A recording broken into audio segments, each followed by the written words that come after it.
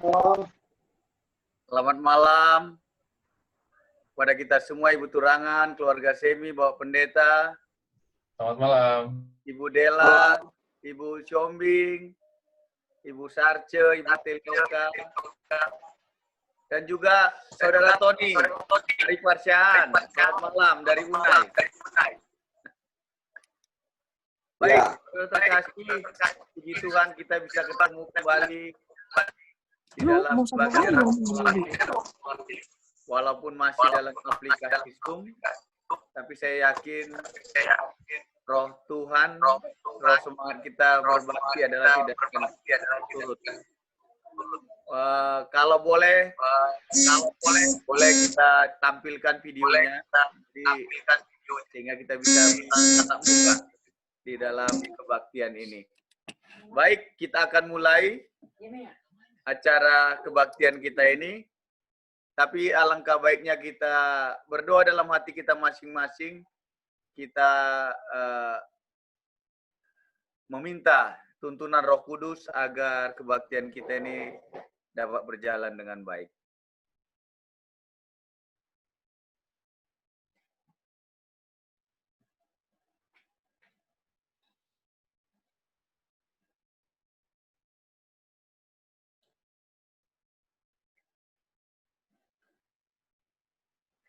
Baik, pada saat ini kita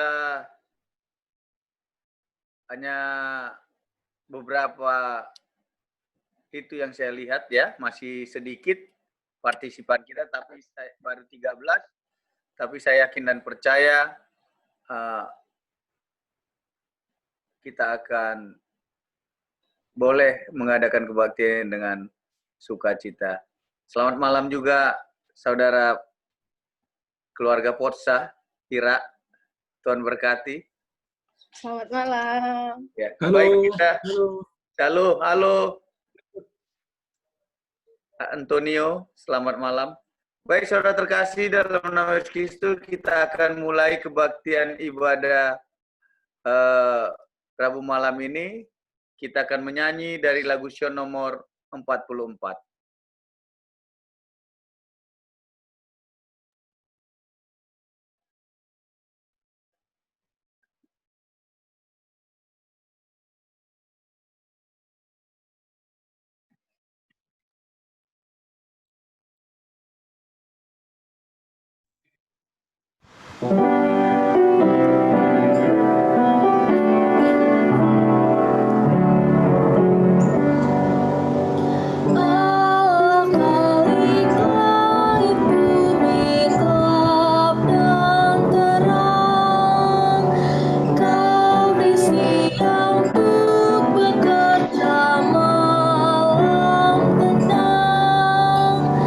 Kiranya malaikat jaga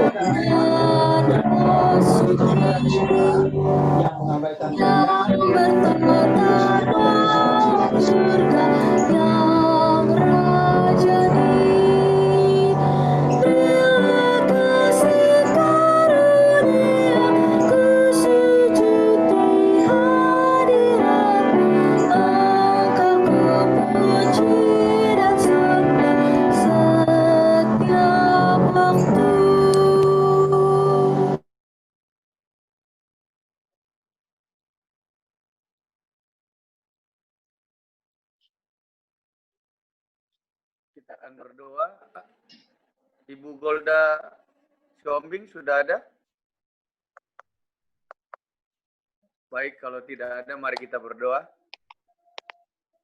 Kami puji, kami tinggikan, kami muliakan Engkau ya Allah, kekal selama-lamanya. Atas berkat kasih karunia Tuhan yang begitu melimpah, begitu indah pada kehidupan kami pribadi lepas pribadi. Tuhan senantiasa memberikan yang terbaik bagi kehidupan kami. Teristimewa kepada seluruh keluarga besar Sidang Kramat Jaya di sini Tuhan. Kami mengadakan kebaktian Rabu malam. Walaupun Tuhan, kami tidak dapat berjumpa langsung, tapi melalui aplikasi Zoom ini kami yakin dan percaya Roh Kudus Tuhan senantiasa hadir di dalam kebaktian kami. Saat ini Tuhan, kami berdoa khusus buat saudara-saudara kami yang mungkin pada saat ini belum sempat bersama-sama dengan kami. Mungkin mereka juga Tuhan lagi untuk masuk ke dalam aplikasi ini. Kiranya Tuhan yang menyertai mereka agar kami dapat bergabung bersama-sama. Kami juga berdoa khusus buat Bapak Pendeta yang akan menaburkan firman nanti. Biarlah kiranya 2 kali ganda Tuhan berkati, agar firman ini dapat berkuasa di dalam kehidupan kami.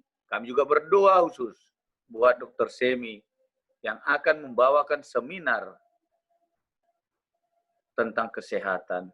Biarlah kiranya juga Tuhan yang mengurapi Dr. Semi, agar senantiasa apa yang disampaikan nanti, itu semua berasal dari Engkau, kemuliaan hormat bagi Tuhan, dan berkat yang melimpah bagi kami.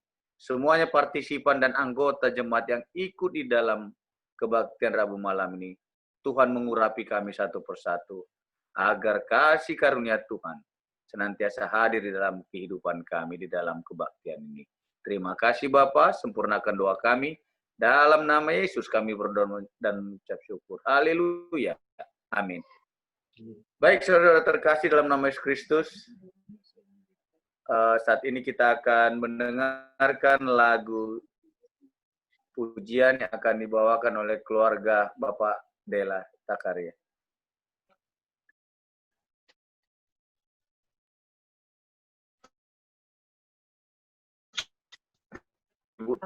Petris ya, Petris yang mewakili ya. Selamat malam. Selamat malam buat kita semua. Saya membawakan lagu pujian. Semoga lagu pujian ini bisa menjadi berkat buat kita semua.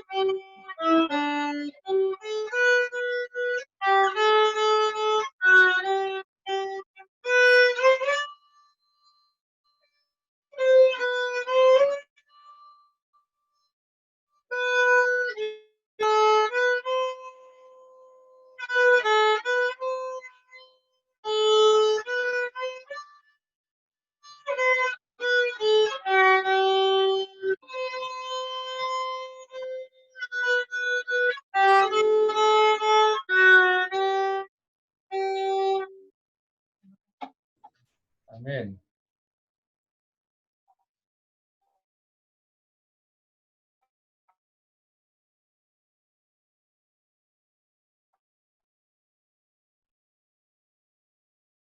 Amin. Terima kasih karunia dari Tuhan Yesus Kristus. Terima kasih, Dek. Baik, saat ini kita akan mendengarkan seminar New Normal yang akan dibawakan oleh Dr. Semi. Kami persilakan. Shalom, selamat malam. Apa suara saya terdengar jelas? Shalom, selamat malam.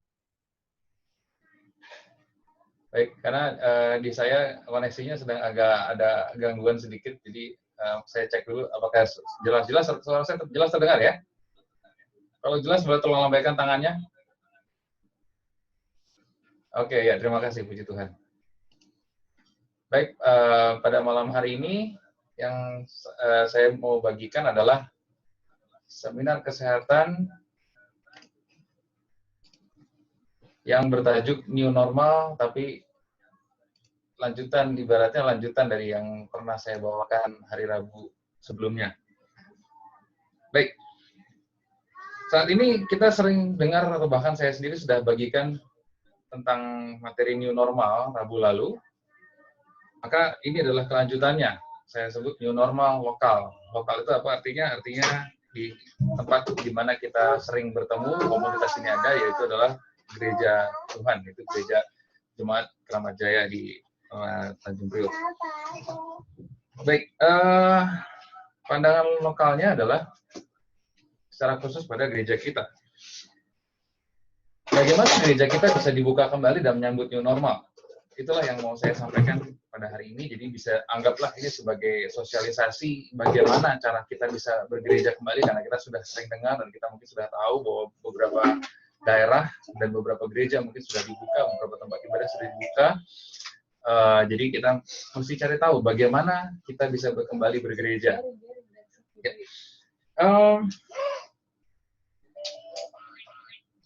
Patokannya atau standarnya adalah yang kita pakai adalah Surat Edaran nomor 15 tahun 2020 dari Kementerian Agama. Oleh Menteri Agama adalah Fakhrul Razi. Di situ ada panduan. Kalau mungkin mau punya dokumen legalnya, saya punya salinan surat edaran dalam bentuk digital. Nanti bisa japri saya kalau mendapat mentahnya ya. Baik, yang sering kita sudah dengar adalah tentang patuhi protokol kesehatan. Tapi protokol kesehatan itu seperti apa? Betul ya? Jadi itu yang perlu kita cari tahu hari ini. Protokol kesehatan seperti apa supaya gereja kita bisa dibuka lagi dan kita semua bisa masuk gereja lagi dan kita bisa bertatap muka kembali di gereja seperti yang ada di virtual background saya ini ya. Mungkin barangkali yang kangen dengan gereja boleh sedikit lihat di virtual background yang saya tampilkan. Baik.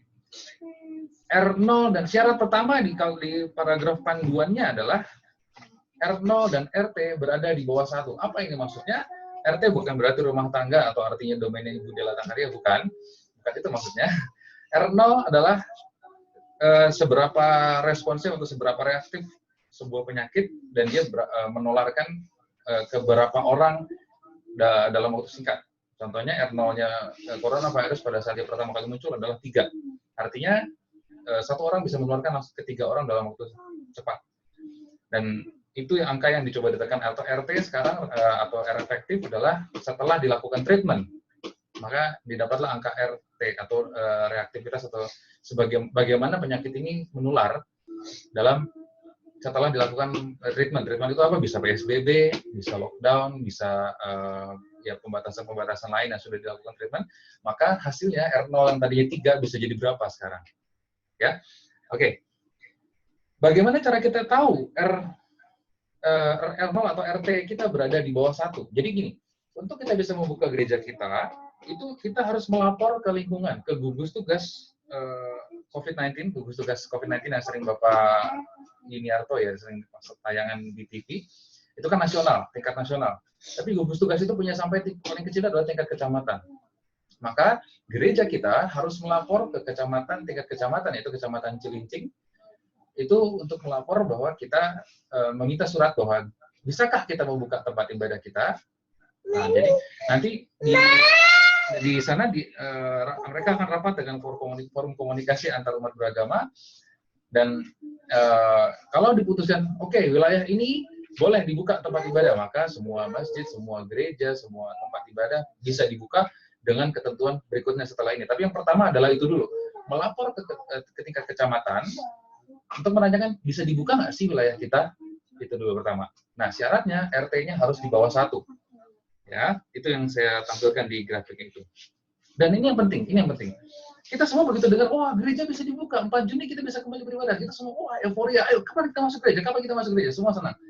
Jangan senang dulu, jangan terburu-buru. Kenapa? Sekalipun kita sudah dapat surat keterangan dari kecamatan bahwa oke, boleh wilayah ini boleh dibuka, silakan beribadah dengan ketentuan berikutnya yang akan saya jelaskan habis slide ini. Kalau ternyata setelah dibuka kasusnya meningkat, RT-nya di atas 1 lagi, surat itu bisa dicabut dan kita kembali dirumahkan semua dan tidak boleh beribadah. Ya, itu yang perlu kita ingat. Jadi jangan buru-buru, jangan terlalu cepat bahwa ya kita bisa beribadah lagi. Sabar, tahan dulu rasa kangennya dengan rumah ibadah kita ya. Jadi jika ditemukan peningkatan kasus, maka surat tersebut bisa dicabut dan kita kembali semua di rumah, tidak boleh beribadah. Oke, itu sebabnya jangan buru-buru. Oke, lalu apa RT itu? Kalau kita lihat 1,1 dan 1 itu kalau diperhatikan di grafik bisa dilihat ya, di mana RT itu RT 1 kasusnya sekitar 10.000 sampai 15.000, R1,1 kasusnya sampai 25.000, jadi selisihnya 10.000 kasus. Bayangkan, hanya selisih RT 0,1 saja, beda kasusnya bisa sampai 10.000. Itu dia, bayangkan. Angka sekecil 0,1 saja, kasusnya 10.000 bedanya. Banyak sekali. Jadi jangan kita buru-buru, langsung pengen cepat masuk gereja. Sabar, tenang, ada tahapannya. Dr. Adam Kucharski dari London School of Hygiene and Tropical Medicine mengatakan, tantangan terbesar dalam memastikan tidak terlalu longgar dan malah meningkatkan penyebaran ketika dibukanya lockdown atau dibukanya pembatasan-pembatasan yang diberlakukan pemerintah. Dan RT-R0 ini sebenarnya hanya satu elemen dari elemen kedua dan ketiga. Elemen kedua apa? Keparahan penyakit. Jadi kalau penyakitnya tidak terlalu parah seperti apa contohnya kanker tidak menular ya. Kalau kanker mungkin tidak ada masalah, tidak perlu ada pembatasan, dibuka saja. Tapi kalau COVID-19 ini cukup mematikan. Kenapa mematikan? Saya mau menyoroti sebuah artikel yang katanya disebarkan di grup WhatsApp dan itu katanya berasal dari Ibu Siti Fadila Supari, mantan Menkes, yang mengatakan kalian ini dibodoh-bodohin. COVID itu tidak sedahsyat itu, tidak semematikan itu. Kalau benar ucapannya sebegitu, tidak mematikannya atau tidak berbahayanya COVID, mari kita ingat kesaksiannya Bapak Ronald Cornelius. Mungkin masih ada yang ingat saat kita bersahabat pertama kali, kesaksian beliau bagaimana? Rasanya mau mati. Karena kenapa? Karena nafasnya itu hampir terhenti. Batuk begitu hebat, nafas bersuh begitu susah, nafas satu-satu itu hampir mati. Itu rasanya. Jadi kalau ada yang bilang COVID tidak mematikan, memancing kita untuk keluar dari rumah, hati-hati. Tanpa perlindungan ya, udahlah nggak usah pakai masker, khususnya untuk anak muda. Udahlah nggak usah pakai masker, nggak apa-apa lah, COVID kita juga sembuh, apalagi kita masih muda. Ingat lagi kesaksian Bapak Ronald Cornelius, dia saja hampir merasa hampir mati. Oke. Yang ketiga, elemen ketiga adalah jumlah kasus. Kalau kasusnya tinggi, maka kebijakan ini bisa jadi akan bertambah banyak seperti bola salju. Seperti yang tadi saya katakan, angka R1 dengan R1,1 itu hanya 0,1 beda, tapi beda kasusnya bisa sampai 10.000. Ya, oke. Berikutnya, dari panduan RT-nya harus di bawah 1. Berikutnya, harus sediakan seorang petugas pelaksana dan pengawas. Jadi ada 2 orang, petugas pelaksana dan pengawas penerapan protokol kesehatan. Jadi mungkin harus disediakan 1 orang di depan untuk menembakkan termogan ke setiap orang yang masuk. Lalu suhu di bawah 37,5 derajat, harus di bawah itu. Di atas itu lalu boleh ditera ulang setelah 5 menit. Jadi misalnya seseorang mendapati 37,6 atau 37,7. Tunggu 5 menit, kita ukur lagi, kalau masih di situ 37,6 dan 37,7, maka dia harus pulang. Jadi diperbolehkan masuk. Ya. Lalu berikutnya ada disinfeksi area rumah ibadah secara berkala. Kalau menurut panduan WFH yang sudah dikeluarkan oleh Kemenkes, maka itu harusnya adalah setiap 4 jam sekali harus didesinfeksi ruangannya. Kok nggak bisa ini?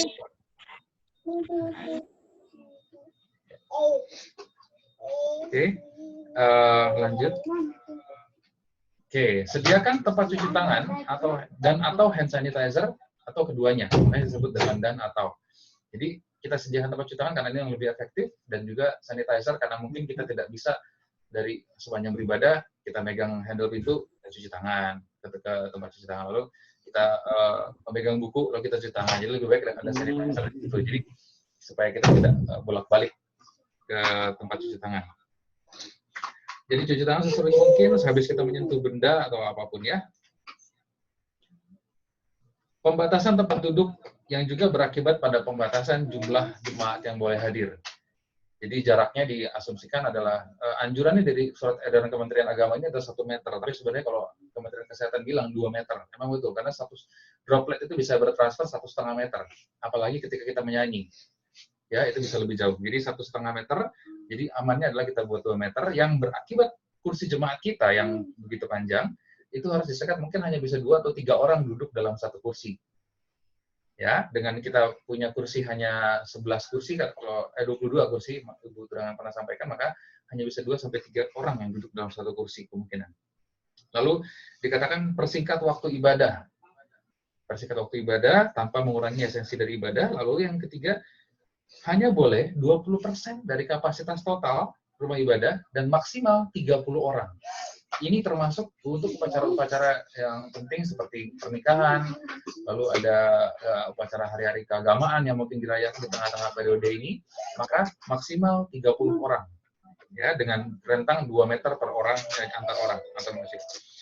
Oke, dan juga pembatasan ini, oh ya, satu lagi protokol khusus untuk tamu. Jadi kalau ada tamu di mana orang itu tidak kita kenal dan dari daerah yang di mana kita juga tidak ketahui bagaimana kondisi RT-nya, apakah dia sudah di bawah 1 atau di atas 1, apakah dia masih zona merah atau zona hijau, itu yang akrab di telinga kita ya.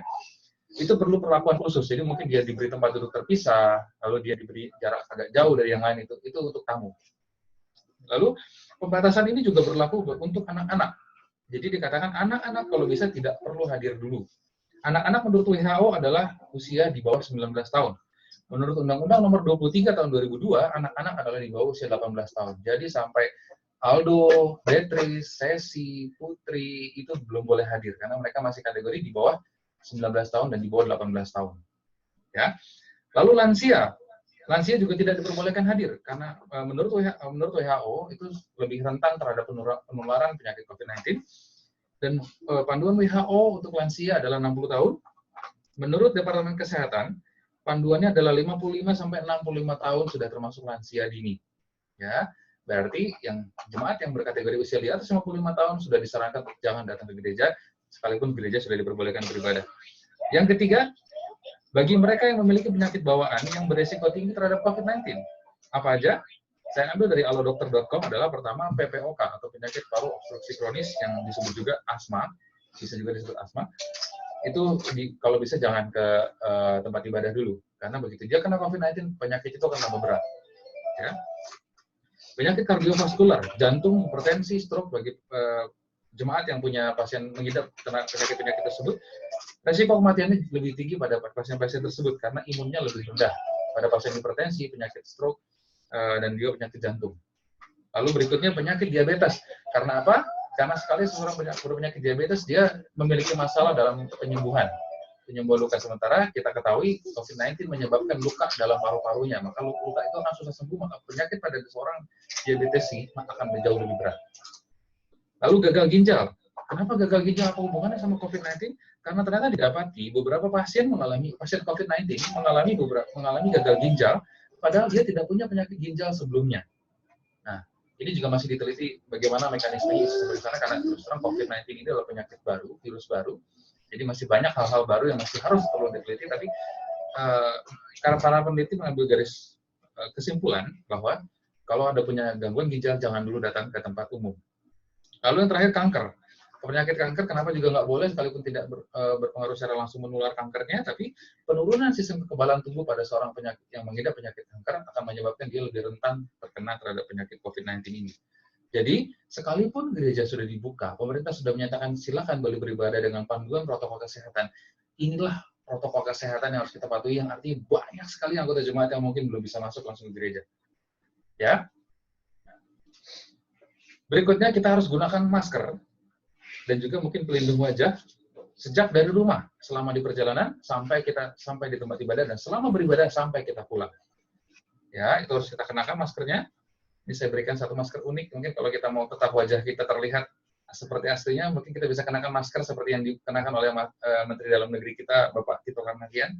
Dia mengenakan masker dengan gambar mukanya sendiri. Jadi ketika dipakai masker, mukanya tetap terlihat utuh, ya. Oke, sertakan juga panduan protokol kesehatan di area rumah ibadah. Salah satunya adalah ini, Germas, Gerakan Masyarakat Hidup Sehat, dan juga PHBS, Pola Hidup Bersih Masyarakat. Saya rasa saya tidak perlu terlalu bahas terlalu banyak tentang ini, karena ini semua ada di New Start sebetulnya. Bahkan New Start kita jauh lebih lengkap, karena di situ menyatakan trust in God. Ada juga di situ trust in God, berdoa kepada Tuhan. Tapi di situ tidak ada sinar matahari seperti kita punya sinar matahari. Jadi New Start kita jauh lebih lengkap, tapi poster-poster ini harus terpampang di tempat ibadah kita. Ini salah satu termasuk dalam surat edaran Kemenak tadi, ya. Oke, kurang lebih itu. Lalu ada sebabnya kenapa kita umat Kristen, atau paling tidak seharusnya umat Kristen tidak khawatir ketika gereja dibakar, tidak boleh masuk di gereja, izin kita dihentikan, tidak perlu khawatir. Kenapa? Karena 1 Korintus 19 mengatakan bait Allah itu ada di mana? Di dalam tubuh kita. Jadi kita tidak perlu khawatir, karena bait Allah itu ada dalam diri kita masing-masing, dimanapun kita beribadah, dalam persekutuan bersama dengan Tuhan, di mana ada 2-3 orang berkumpul atas nama Tuhan, maka di situ Tuhan hadir. Jadi kita tidak perlu khawatir kalau kita belum bisa ke gereja oleh karena pembatasan yang tadi, karena kita beribadah dimanapun, termasuk dalam tubuh ini, Tuhan beserta kita. Terima kasih, Tuhan memberkati.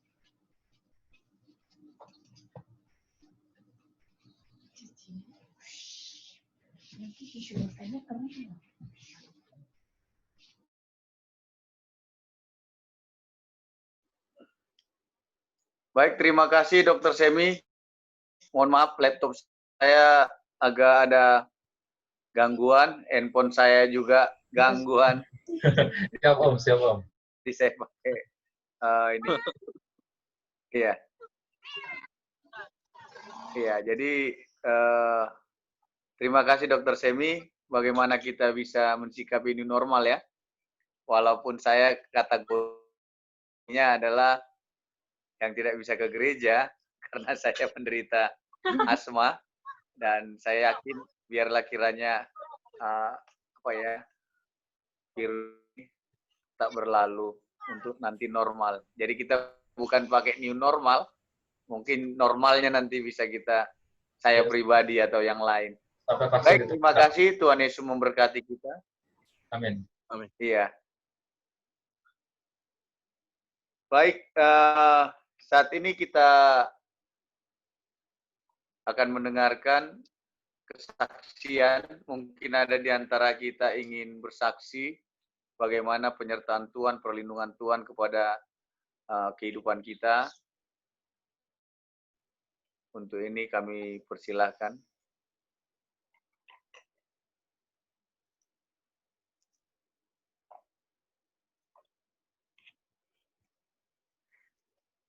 Adakah di antara kita yang ingin mau bersaksi?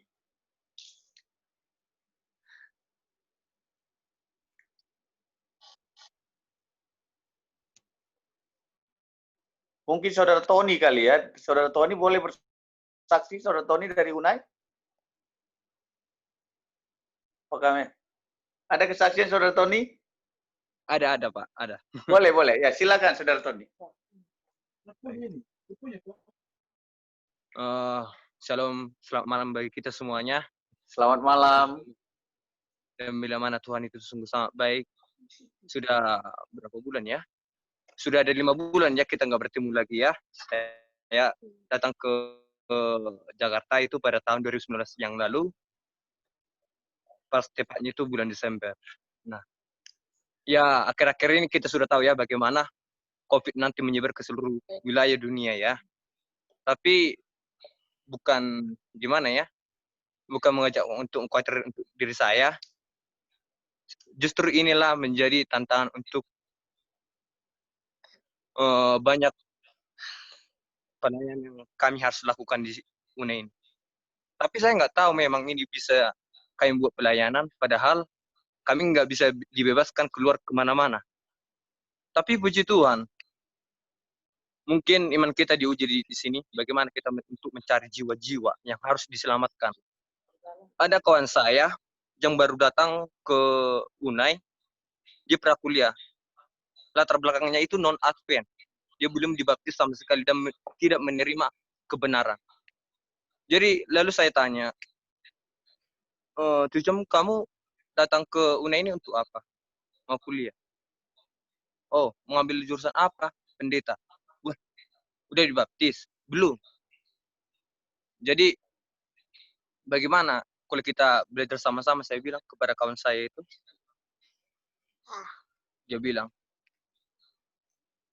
kita bisa saja belajar sama-sama, tapi tolong doakan keluarga saya.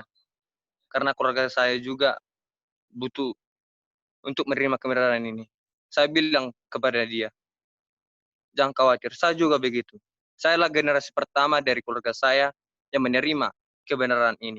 Dan begitu juga saudara-saudara saya belum mengenal kebenaran dan juga orang tua saya. Saya anak pertama.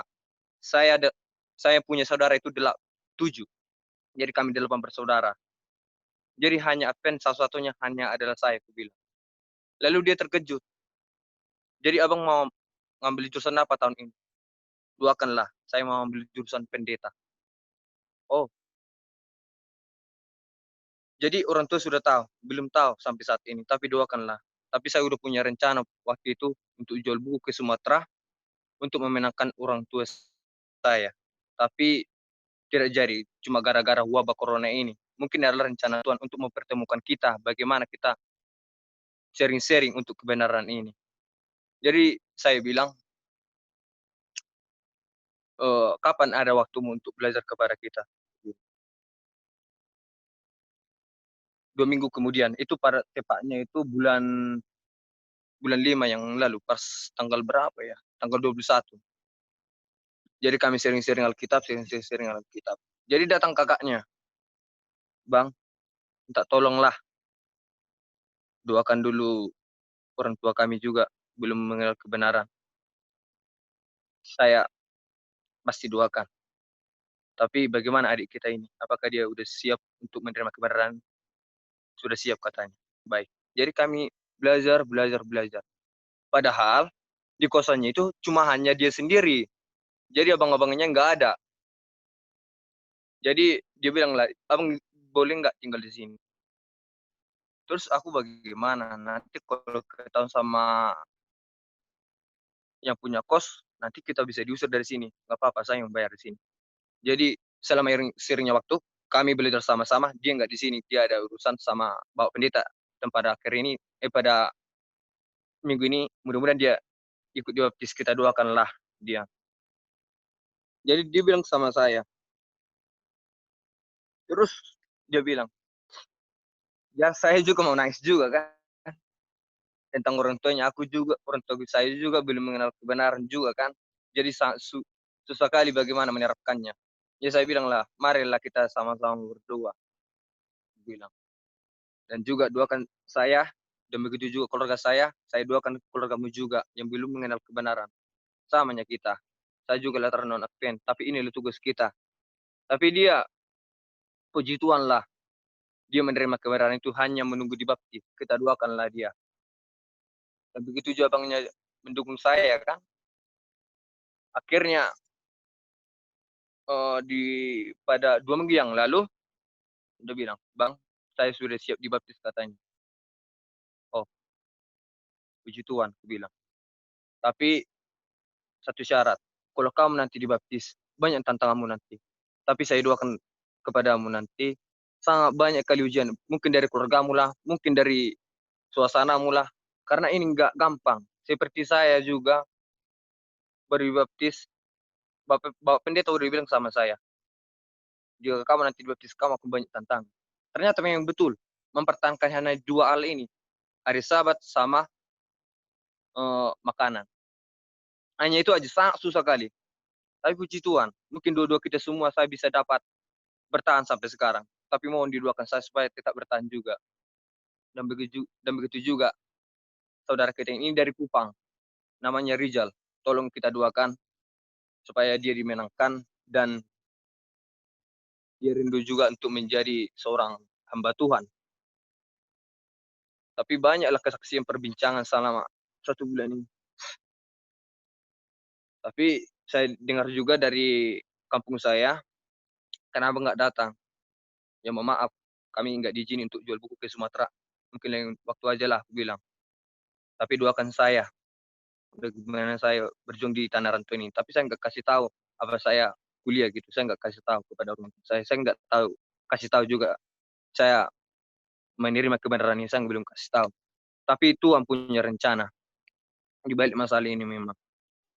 Memang gimana ya? Hatiku sangat sedih sekali. Karena saya bayangkan begini. Gak mungkin lah saya selamat nanti padahal orang tua saya sama saudara saya belum selamat. Tidak menerima kebenaran. Tapi yang pergumulan saya hanya itu aja. Saya datang ke ini saya nggak tahu punya tujuan apa-apa. Hanya mempertahankan hari Sabat ini. Dan kebenaran ini sangat susah sekali. Tapi puji Tuhan lah. Saya mengikuti bagaimana program dari kebenaran ini. Dan saya bertahan sampai sekarang. Tolong doakan saya. Mungkin hanya itu aja kesaksian saya. Dan juga mau didoakan orang tua saya. Dan juga teman kita, Rizal. Yang mau bergabung di dalam kebenaran ini. Mudah-mudahan kesaksian ini menjadi berkat kepada kita semuanya. Dimanapun kita berada. Walaupun dunia ini banyak menerpa. Banyak berbagai hal untuk menghentikan kita menginjil. Dan kita tetap berdiam di rumah. Tapi ada satu jalan yang diberikan Tuhan supaya kita untuk menginjil. Karena tujuan kita datang ke dunia ini untuk memberitakan kebenaran. Bukan hanya itu saja yang kita bagikan. Semoga menjadi berkat kepada kita semuanya. Shalom. Tuhan memberkati. Baik, shalom. Terima kasih, Saudara Tony Siahaan. Biarlah nanti pada saat Ibu Turangan nanti akan berdoa syafaat setelah khotbah, boleh didoakan Tony Siahaan dalam studinya, dan juga Saudara Rizal yang barusan kita dengar, serta juga keluarga dari Tony Siahaan. Baik, buat kita semua, biarlah ini dapat memotivasi kita, bagaimana kita dapat tegar, teguh untuk mempertahankan kebenaran ini seperti kesaksian dari saudara kita Tony Siahaan. Untuk ini kita akan mendengarkan firman Tuhan yang akan dibawakan oleh Bapak Pendeta Situmeang, tapi sebelumnya kita akan sambut firman ini, kita akan menyanyi Kusiapkan Hatimu, Hatiku Tuhan.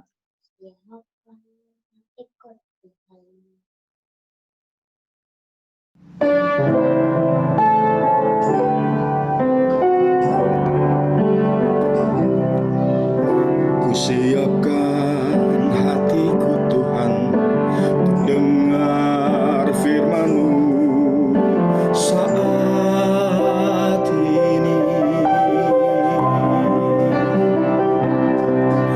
Ku sujud menyembah-Mu Tuhan, masuk hadirat-Mu saat ini.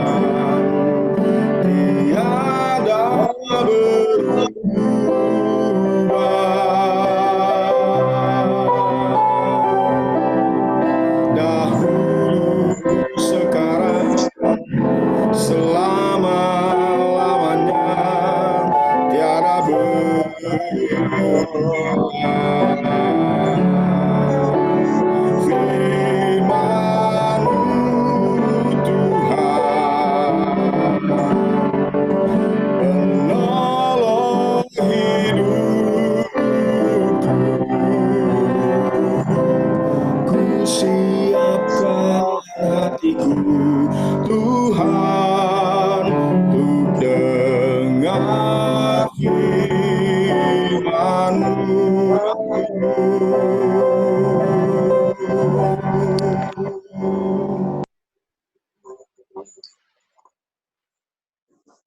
Baik, selamat malam bagi kita semuanya. Selamat malam. Berterima kasih kita boleh kembali dapat bertemu di virtual Zoom ini bersama dengan seluruh umat Tuhan yang ada di Jemaat Keramat Jaya dan juga umat-umat Tuhan yang ada di luar negeri, keluarga Forza dan keluarga Shirley dan suaminya, dan mungkin beberapa yang lain yang kita dapat sebutkan satu persatu. Dan kita patut berterima kasih untuk lagu pujian yang sudah dinyanyikan atau yang sudah dibawakan oleh keluarga Takaria yang diwakili oleh adik kita Beatrice Takaria. Dia memainkan biola dengan begitu baik sekali, ya. Puji Tuhan, boleh menjadi berkat bagi Beatrice di waktu-waktu yang akan datang. Dan terima kasih juga pencerahan melalui Dr. Semi. Bagaimana nanti kita akan menghadapi satu suasana yang baru dengan aturan-aturan yang sudah ditetapkan. Tadi kita sudah kita mendengarkan pemaparan dari beliau bahwa nanti kita di gereja kita akan diadakan aturan-aturan yang diberlakukan oleh pemerintah. Jadi semuanya kita jalankan dengan iman, dengan baik, agar kita boleh terluput dari penyakit yang menakutkan ini. Terima kasih juga kesaksian dari adik kita Tony Siahaan. Saya terharu dengan kesaksian beliau. Ya, beliau sudah mempunyai satu prinsip yang luar biasa. Pertahankan itu Tony. Kemudian dia juga sudah bertemu dengan orang yang akan dituntun untuk mengenal akan kebenaran. Saudara Rijal tadi itu, kita doakan nanti agar saudara Tony akan dapat memenangkan jiwa keluarganya yang saat ini masih tentunya belum mengenal akan kebenaran itu dengan seutuhnya. Dan saudara Tony juga kita doakan agar saudara Tony dapat melewati pra-mahasiswa ini. Dan dia sudah bekerja beberapa lama di UNAI, tentu dia sudah dapat simpanan, dia akan gunakan itu untuk memulai perkuliahannya nanti di UNAI. Kita doakan saudara Tony agar Tuhan membuka jalan bagimu, karena Tuhan melihat dan mengetahui maksud-maksud yang baik di dalam hati kita untuk kemuliaan bagi dia. Saudaraku yang kekasih dalam nama Tuhan, beberapa hari yang lalu kita dikejutkan dengan peristiwa yang ada di Amerika ketika seorang kulit, ya katakanlah yang berkulit hitam dicekik dan diperlakukan dengan sangat luar biasa oleh polisi yang ada di Amerika ketika itu. Saya mungkin tahu bahwa umat Tuhan juga bisa melihat di videonya itu, ya. Sangat tidak manusiawi peristiwa itu yang membuat Amerika goncang dan bahkan dunia. Kemudian isu rasis kemudian muncul kembali. Saudara-saudaraku, ini satu pertanda bahwa dunia ini akan dipenuhi dengan apa? Dengan berbagai macam peristiwa. Belum selesai yang satu, datang peristiwa yang lain. Lantas tadi pagi kami kebetulan Zoom dengan keluarga di Indonesia dan di Amerika, menanyakan akan peristiwa itu. Lantas adik saya Thompson berkelakar, dia bilang, ya di sini tidak ada lagi distancing jarak-jarak, nggak ada lagi dengan demonstrasi ini. Semua orang udah keluar, berada di jalan raya, berjubel-jubel, nggak peduli lagi dengan corona. Aku yang kekasih dalam nama Tuhan, sekilas cerita itu mengatakan bahwa memang orang negro ini dia pernah kena kasus untuk apa? Untuk perampokan bank. Dan inilah yang membuat polisi ini begitu sangat ketakutan untuk dia lepas, sehingga dia perlakukan dengan sekian rupa kepada orang negro ini. Padahal kalau kita lihat amati video itu, dia katakan Dia katakan, saya tidak bernafas. I'm no breathe. Dia katakan gitu ya. Saya tidak bernafas. Artinya dia sudah lemah sekali. Tapi dia masih tetap tekan dengan kakinya. Dan kasihan sekali. Ini orang memang luar biasa. Dan dia dipecat dari kepolisian. Kemudian dia juga dipenjara selama 25 tahun, saya kalau nggak salah. Dan ada 3 orang polisi yang lainnya yang juga ikut terkena kasus ini. Jadi luar biasa, ya, peristiwa yang menggegerkan dunia beberapa hari yang lalu. Kita lihat juga bagaimana toko-toko mereka jarah. Jadi sama seperti yang ada di Indonesia, terjadi penjarahan yang dilakukan oleh apa? Oleh saudara-saudara kita orang-orang negro, ya. Jadi dunia kita ini bukan lagi dunia yang tenang, yang nyaman, tapi dunia yang dipenuhi dengan apa? Dipenuhi dengan gejolak. Dan kebetulan orang tua kami juga dekat dengan apa? Dengan suasana itu. Jadi saya katakan kepada mereka bahwa kalian berarti kena lockdown lagi, kalian ya, nggak boleh lagi kalian keluar, lockdown tambahan. Oleh karena apa? Demonstrasi dan sebagainya. Jadi inilah situasi keadaan yang membuat kita semakin apa? Semakin siap untuk menghadapi masa-masa kesusahan yang akan lebih hebat lagi terjadi di atas muka bumi ini. Saudaraku yang kekasih dalam nama Tuhan, renungan pada malam hari ini saya ambil dari dalam kitab Amsal pasal 25 ayat 11. Dikatakan di sana, perkataan yang diucapkan tepat pada waktunya adalah seperti buah apel emas di pinggan perak. Amsal Sulaiman ini kita ketahui bahwa yang menulis itu adalah Raja Sulaiman, ya, Raja Sulaiman. Dan dia menulis ini bukan dia sekedar tulis-tulis saja. Ini adalah merupakan satu amsal-amsal atau apa ya? Atau pujian-pujian yang dikumpulkan oleh Raja Sulaiman untuk dipersembahkan kepada apa? Kepada Raja Hizkia, oleh pegawai-pegawai Hizkia, Raja Yehuda. Jadi ini penuh dengan apa? Penuh dengan satu ungkapan-ungkapan, perasaan-perasaan yang dikemas dengan sedemikian rupa, karena ini akan dipersembahkan kepada Raja Hizkia. Itu sebabnya dikatakan perkataan tepat pada waktunya. Dikisahkan suatu kali di Eropa ada seorang yang memiliki talenta bernyanyi yang luar biasa, seorang wanita memiliki suara emas. Kemudian oleh karena dia memang mempunyai talenta untuk bernyanyi, kemudian dia menikah dengan seorang suami yang juga memiliki satu keterampilan di dalam memainkan musik, ya, dan dia juga adalah seorang pengarang lagu. Dikatakan dalam kisah itu, begitu hebatnya suaminya ini dalam menciptakan lagu, dalam menentukan nada dan birama dari musik itu, maka dia selalu menemukan hal yang salah dari apa yang dinyanyikan oleh istrinya ini. Karena istrinya ini adalah seorang penyanyi yang bagus juga suaranya, tapi mungkin perlu ada perbaikan-perbaikan di dalam intonasi suaranya. Kemudian ketika istrinya ini bernyanyi, selalu ada komentar dan kritik dari suaminya ini. Dan suatu kali dia mengkritik istrinya itu. Kali ini dia mengkritik di bagian akhirnya harus crash. Nah, itu katanya crash. Ini Tante Desi yang mungkin lebih tahu ini ya. Tanda crash itu naik sedikit.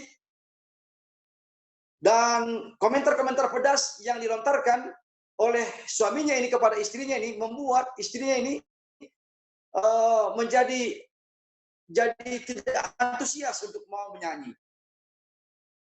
Dan suatu kali dikatakan dia mempunyai satu keputusan, dia tidak mau menyanyi lagi, ya, karena semuanya salah. Malah kadang-kadang mereka menjadi bertengkar. Jadi ini satu ilustrasi. Saya tidak mengatakan kalau kita menjadi seorang businessman, ya, tidak boleh cari istri yang businessman, yang businesswoman juga, ya, boleh-boleh saja, sah-sah saja. Tapi harus ada satu komposisi yang baik, ya. Nah, saya lanjutkan kepada cerita ini, kisah ini. Dikatakan bahwa suatu kali suaminya ini mengalami satu musibah. Musibah ini yang membuat ia harus meregang nyawa, dia meninggal dunia. Dan kisah itu katakan akhirnya wanita yang memiliki suara emas itu menikah kembali dengan seorang montir untuk perbaikan saluran-saluran pipa air, yaitu tukang ledeng lah kita katakan. Nah, kita tahu bahwa seorang montir pipa air ini, dikatakanlah mungkin di Indonesia, mungkin di bagian PAM ini, dia tidak tahu menahu dengan soal musik, tetapi dia selalu memuji istrinya, ya. Dia katakan bahwa istrinya ini mempunyai suara yang bagus, dan dia katakan ini berulang-ulang. Sementara si istri ini mengingat pada waktu ia memiliki suami yang pertama, tidak pernah ada kata-kata pujian kepadanya. Suatu kali istrinya bertanya kepada suaminya yang kedua ini, bagaimana Pak, lagu yang kunyanyikan ini? Lantas suaminya mengatakan dengan antusias, "Ma, saya ini selalu ingin cepat pulang karena mau dengar engkau bernyanyi." Wah, inilah yang dikatakan oleh siapa? Oleh suaminya yang kedua ini. Ya, sama seperti apa yang dikatakan oleh Alkitab, bahwa perkataan yang tepat pada waktunya akan seperti menjadi apa? Menjadi seperti buah apel yang berada di pinggan emas. Dan inilah membuat si istri ini dia menjadi lebih apa? Dia menjadi lebih antusias untuk mau bernyanyi untuk lebih apa? Lebih hebat lagi. Di lain waktu, lain kesempatan, dia berkata, "Ma, kalau saya tidak menikah dengan engkau," kata si laki-laki ini, kata si suaminya itu, "mungkin saya sudah tuli. Karena dentuman-dentuman bunyi daripada pipa, gergaji, dan gesekan-gesekan pipa ledeng, ini akan membuat telinga saya akan menjadi kebal. Dan boleh jadi saya tidak memiliki pendengaran yang baik di kemudian hari."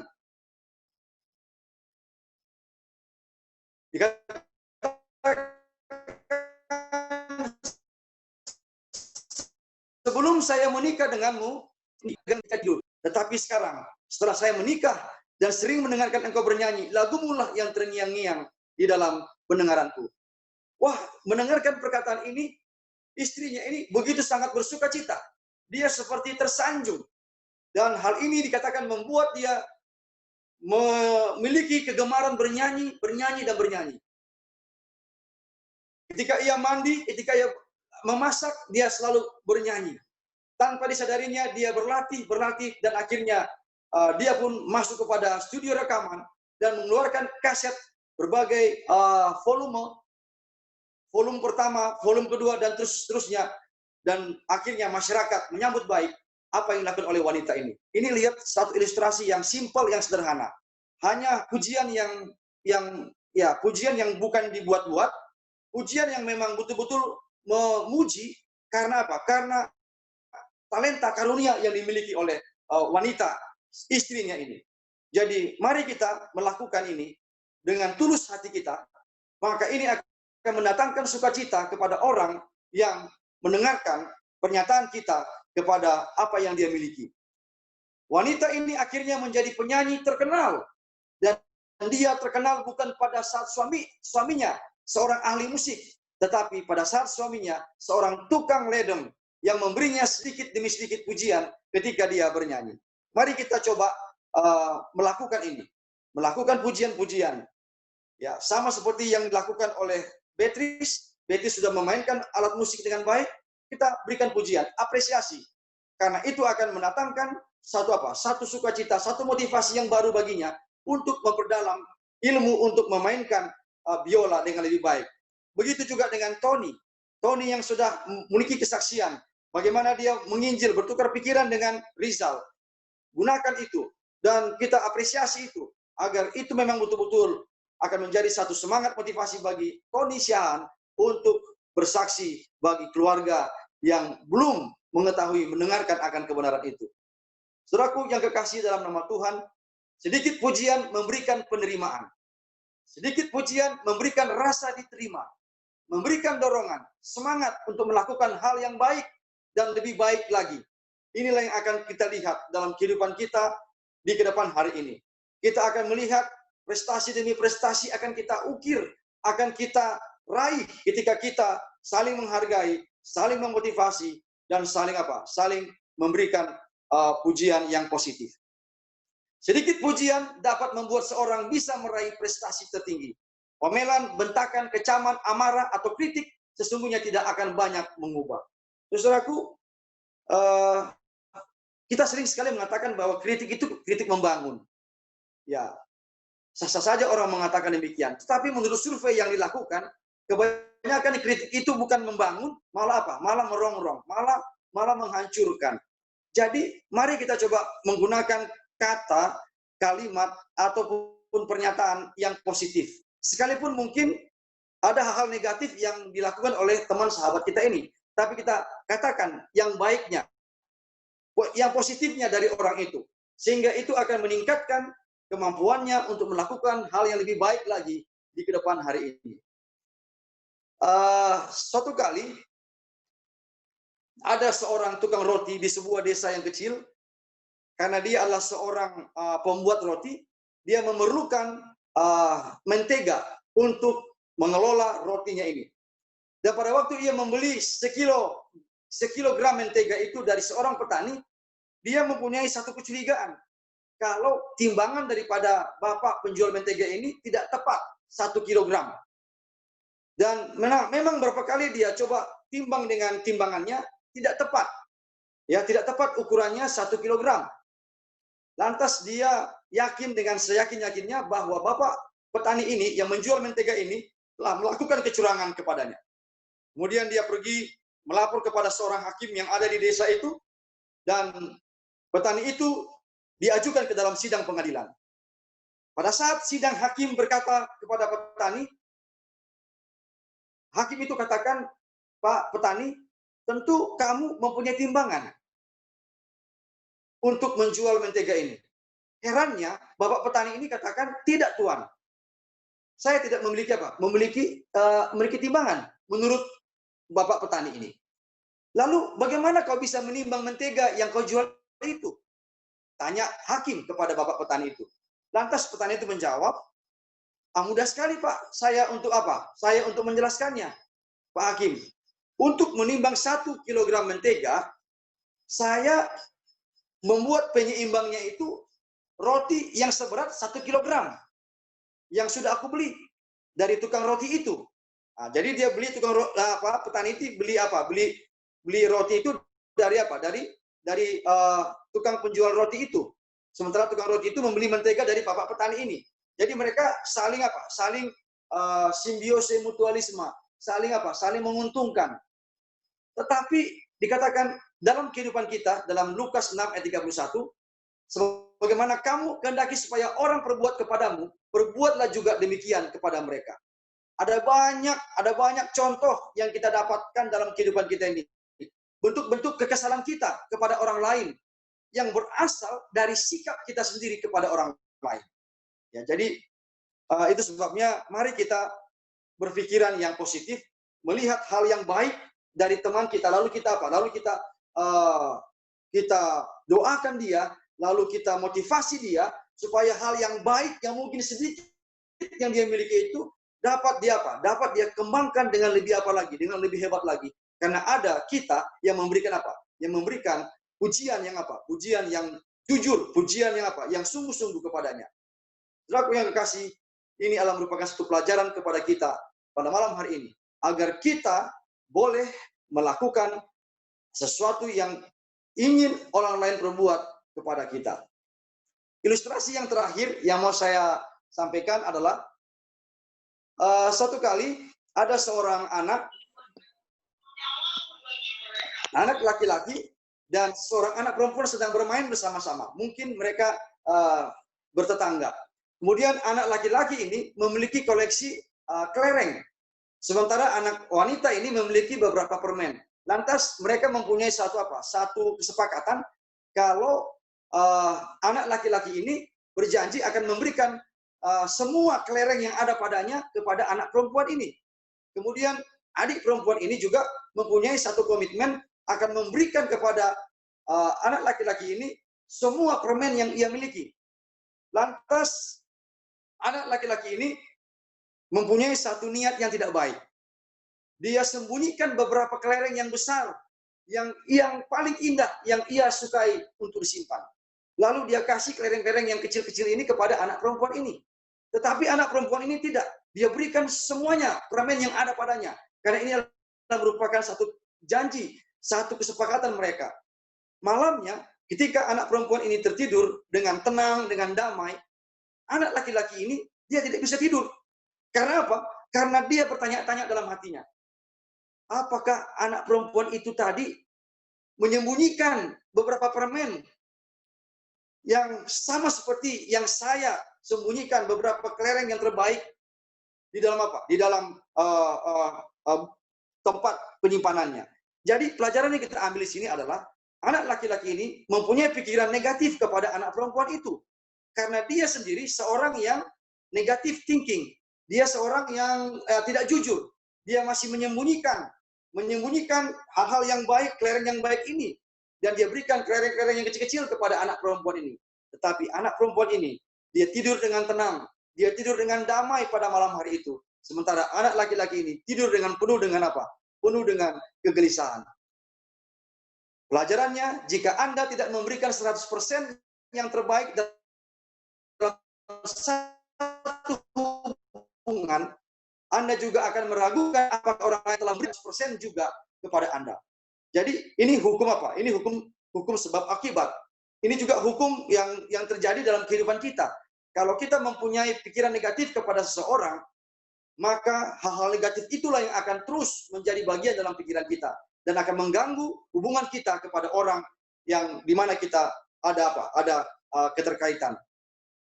Begitu juga dalam hal hubungan seperti cinta, hubungan pekerjaan, persahabatan dan sebagainya.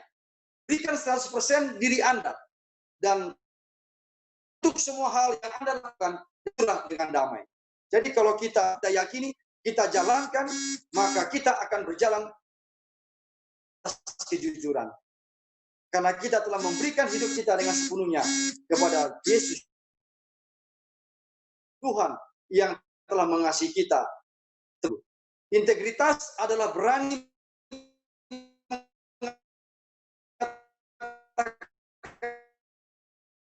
pada diri sendiri.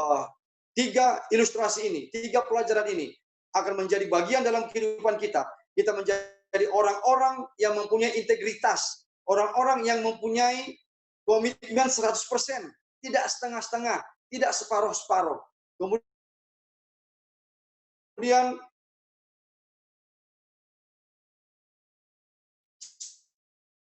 seorang yang tidak positif kepada orang-orang yang di sekitar kita. Sehingga pada akhirnya melihat satu tatanan kehidupan yang baru dalam jalan kehidupan keimanan kita. Walaupun kita saat ini terbatasi oleh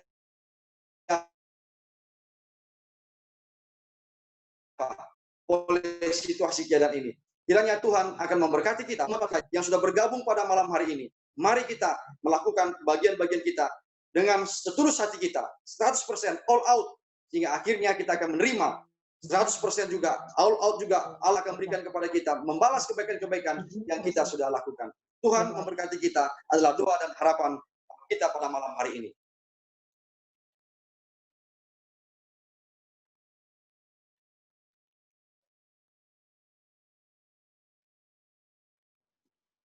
Baik, terima kasih Bapak Pendeta. Firman yang sangat menguatkan kita. Biarlah kiranya kita semua dapat mengambil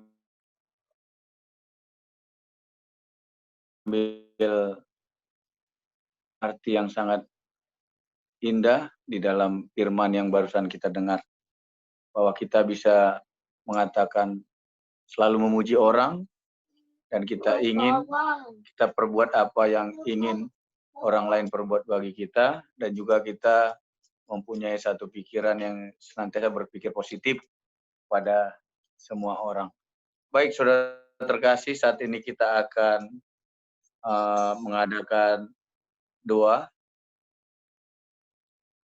karena malam ini adalah malam permintaan doa doa syafaat nanti akan disampaikan oleh Bu Era Turangan. Mungkin dari antara kita yang ingin didoakan secara khusus lagi. Pak Manado. Ya, silakan Kami pendeta. hari Minggu kemarin ada pergi ke Damar naik kapal bersama dengan teman-teman pendeta. Ibu pendeta ikut. Ya. Jadi pas pulang-pulangnya sampai malam jam 9 kami nyampe rumah. Jadi sekarang ini masuk angin, makanya saya sendiri di sini ada. Oh, iya. Dengan mamanya lagi di atas. Ya, jadi Iya. Saya hanya kasih tahu bahwa saya sendiri karena sedang kurang sehat karena masuk angin hari Minggu yang lalu. Jadi kita doakan. Tolong doakan. Iya. Ya. Jadi tolong didoakan Ibu Turangan, Ibu pendeta yang kurang sehat.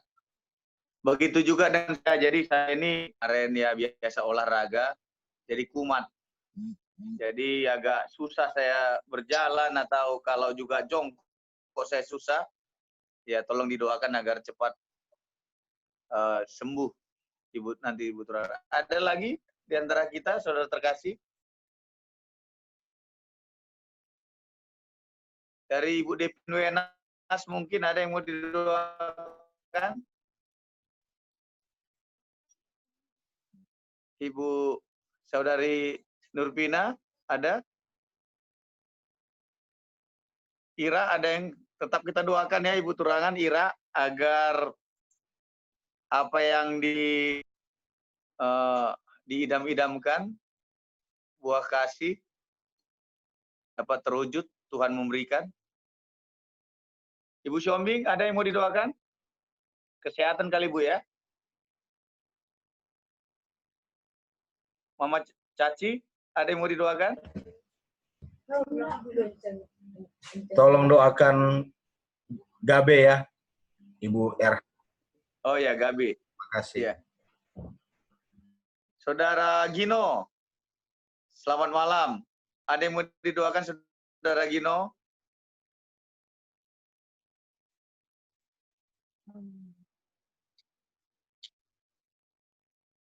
Ibu Teli, Ibu Dela, dan Josi. Dari aku minta didoakan anak-anak lagi ujian semester.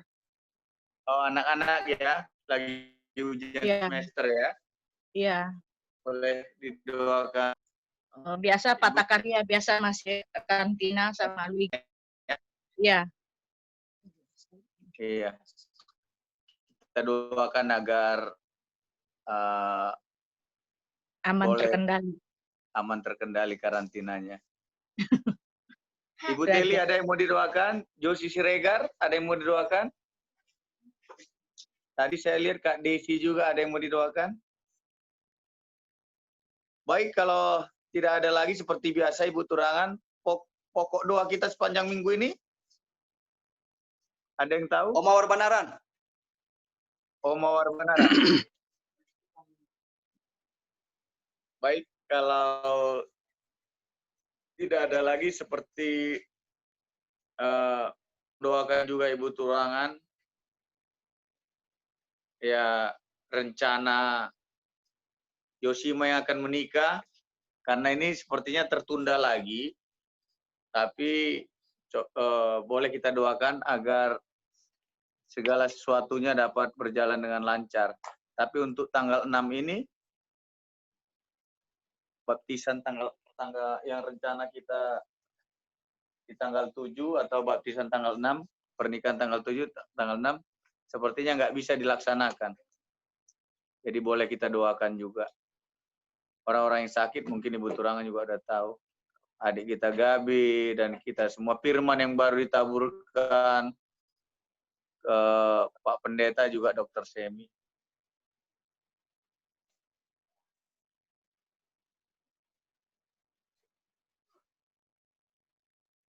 Boleh, mari kita sama-sama berdoa. Nanti doa syafaat akan dibawakan oleh Ibu Turangan. Oke, kita bersatu di dalam doa. Kedengaran suara saya? Dengaran sekali, Bu. Baik, terima kasih. Mari kita satukan hati dan pikiran kita untuk berdoa menyampaikan permohonan-permohonan kita kepada Tuhan. Maha besar Allah Bapa kami yang bertahta di dalam kerajaan surga. Sungguh kami mengucap syukur kepadamu ya Tuhan. Karena sampai saat ini Tuhan masih beserta dengan kami. Tuhan masih memberikan kekuatan, kesehatan kepada kami. Itulah sebabnya Tuhan, kami dapat mengikuti acara perbaktian melalui aplikasi Zoom. Tuhan, secara khusus Tuhan kami berterima kasih dengan adanya alat ini untuk mempersatukan kami di dalam buknya Jaya. Semua kelihatannya sudah mendunia menggunakan Zoom ini. Sehingga bisa bertatap muka walaupun berjauhan tempat. Terima kasih kepada Dr. Semi yang sudah membuat acara ini sedemikian rupa. Sehingga di Jemaat Keramat Jaya kami telah mengikuti acara demi acara walaupun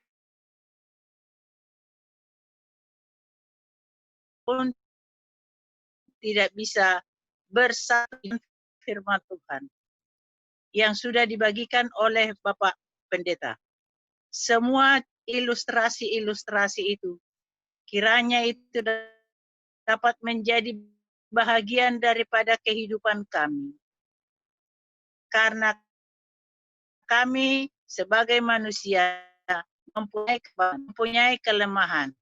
Oleh sebab itu Tuhan, ajar kami pun hari demi hari akan dapat mengikuti jejak langkah Tuhan. Yang mana kami akan satu sama lain saling. Tuhan Bapa kami dalam surga, kiranya Tuhan akan memberi Tuhan, berikan kekuatan, berikan kesehatan, damah tubuhnya Tuhan. Supaya dengan demikian ya Tuhan, Ibu kami ini pun, Ibu Pendeta ini pun akan dapat melayani di Jemaat Keramat Jaya, dapat mendampingi Bapak Pendeta di dalam pelayanan di Jemaat Keramat Jaya. Juga Tuhan kami berdoa buat Gabriel yang senantiasa mendampingi Ibu sekarang ini untuk memberikan pelayanan demi untuk ini. Tuhan, kiranya Tuhan akan memberikan kesehatan yang sempurna, kebahagiaan di dalam rumah tangga Ibu Pendeta. Juga Tuhan kami berdoa kepada saudara-saudara kami yang lain yang sakit, Saudari Risma, adik kami Gabe, Saudari Noni Takaria, orang tua dari Melva Sihombing, Ibu Bapak Manalo, di mana tadi disaksikan bahwa kakinya sedang bermasalah dan itu mungkin boleh jadi adalah masa-masa lalu yang sudah pernah terjadi, tetapi boleh jadi sekarang ini ada kesalahan di dalam langkah-langkah kakinya sehingga itu mendapatkan gangguan pada saat ini. Tuhan tahu bahwa kaki ini adalah alat untuk melangkah kemana kami akan pergi. Berikan kesembuhan kepada kaki Bapak Manalo, supaya Bapak ini pun akan dapat bekerja, baik di kantor, baik di jemaat Tuhan, baik di rumah tangga, dan di mana saja Bapak ini berada. Kiranya dapat melangkah untuk membawakan berkat kepada orang lain, bahkan berkat di dalam keluarganya. Bapa surga, kami berdoa kepada Ibu Mince yang dalam keadaan duka. Beberapa hari yang lalu Tuhan izinkan anaknya untuk meninggalkan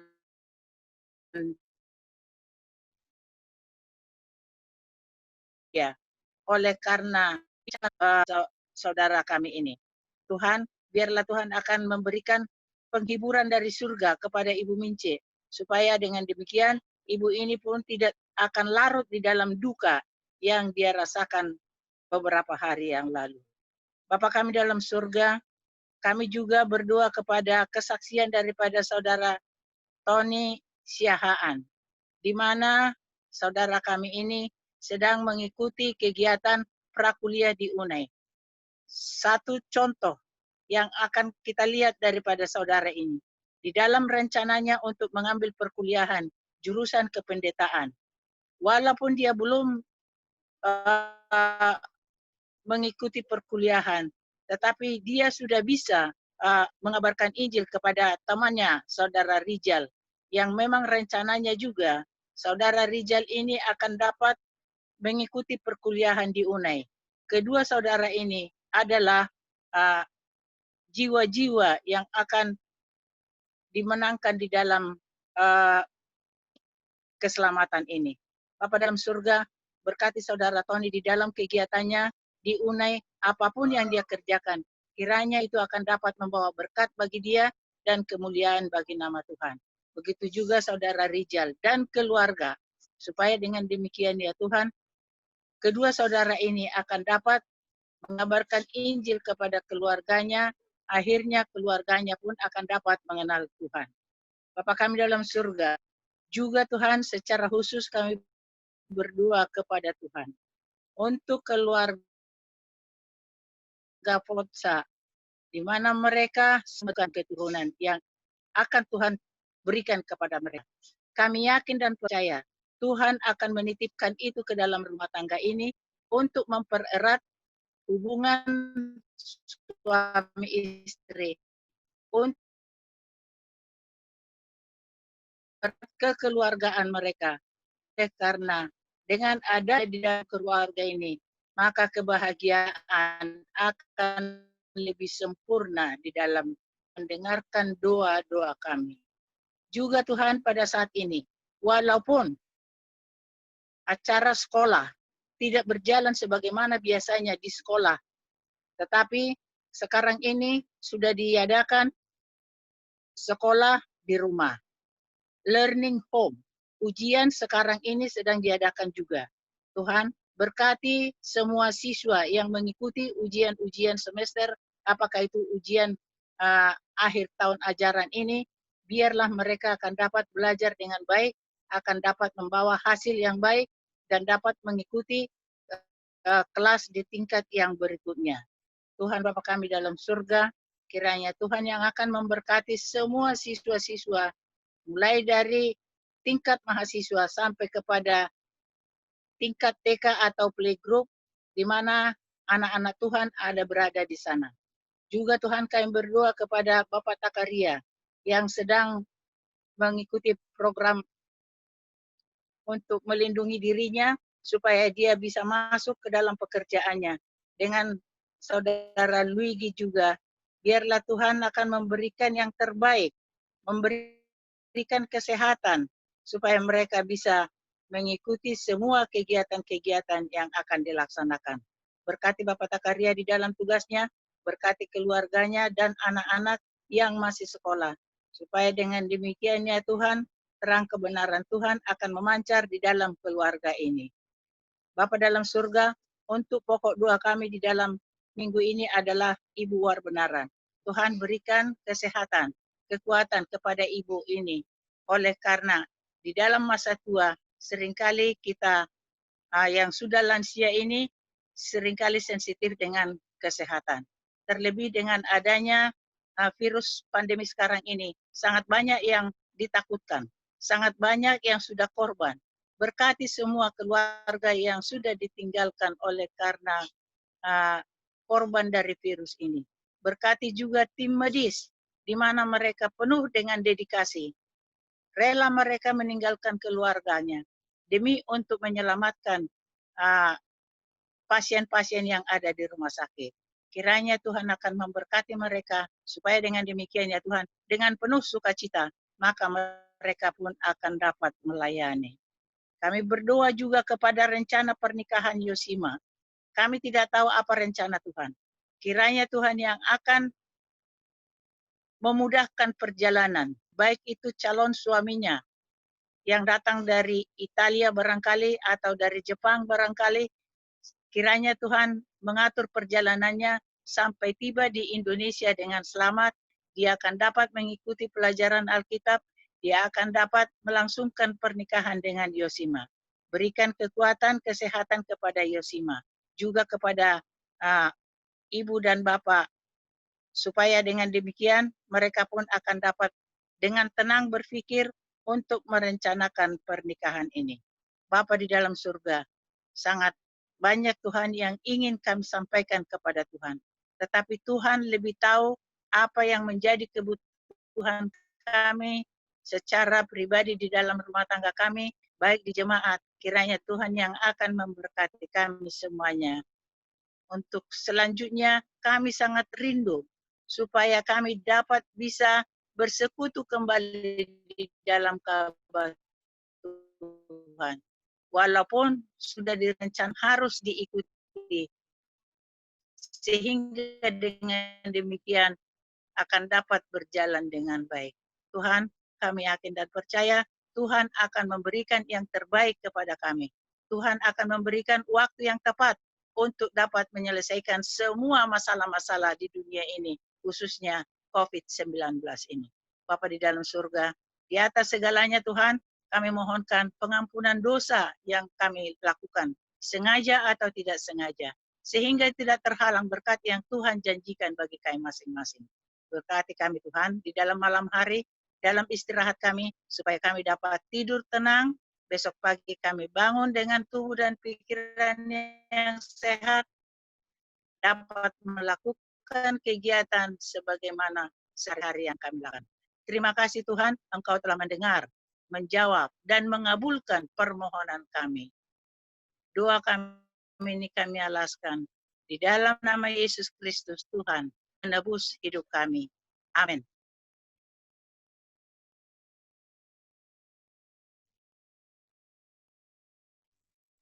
Baik, terima kasih atas doanya Ibu Turangan. Terberkatilah kita yang menerima doanya dan terberkati juga Ibu Turangan yang mendoakan. Baik, saudara terkasih dalam nama Yesus Kristus, saat ini tibalah kita pada sesi tanya jawab atau diskusi tentang pelajaran-pelajaran yang kita terima tadi. Yang pertama adalah tentang new normal yang dibawakan oleh Dr. Semi dan juga firman yang dibawakan oleh Pak Pendeta. Baik, kita buka ruang tanya jawab. Boleh nanti ancungkan tangan bagi kita yang mau bertanya atau juga untuk menambahkan juga.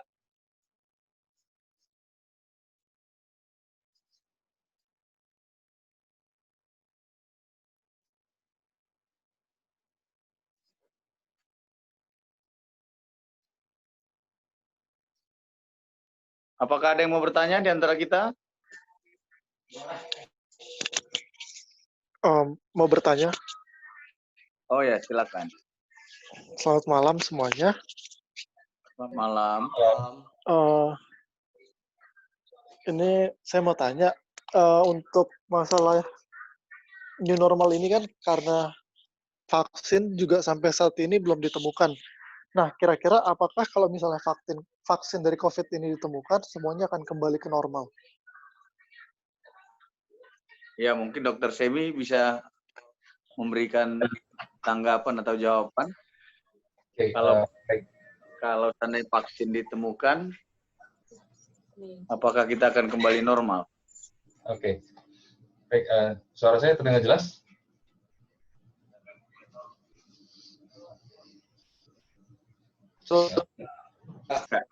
Karena suara saya, karena internet saya agak putus-putus suara ini, sorry.